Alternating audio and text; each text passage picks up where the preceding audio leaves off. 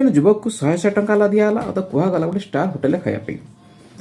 प्रथम व्यक्ति जनक 100 टंकार किसी टमाट किणले ताकू बजार बिक्री कले 150 टंकार बिक्री कले।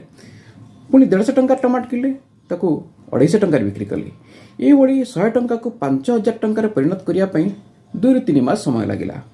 तापर 5000 टंका स्टार होटेल खाइले। द्वितीय व्यक्ति जन कौन कले सीधा गले गोटे रेस्टोरेंट भितर बसिले पेटे खाइले 5000 टंका बिल है। तेणु से 5000 टंका बिल न होटेल मालिक पुलिस हाथ में धरीदेला। पुलिस नेला गोटे हाजत भितर रखिला और हाजत खसिया मात्र 100 टंका दे खसी आसले। बंधुगण अनेक समय आम सहज उपाय पैसा रोजगार करने चेष्टा करूँ जहाँ आम विपद पलटि थाए आम विपद सजी थाए। तेणु आप निष्पत्ति नियंतु प्रथम व्यक्ति भली परिश्रम करी 100 टंका को 5000 टंका परिणत करेंगे ना द्वितीय युवक भली आपण ठकई करी ठकी 100 टंका 5000 टंका मिल खाइबे। ए निष्पत्ति आपणकर।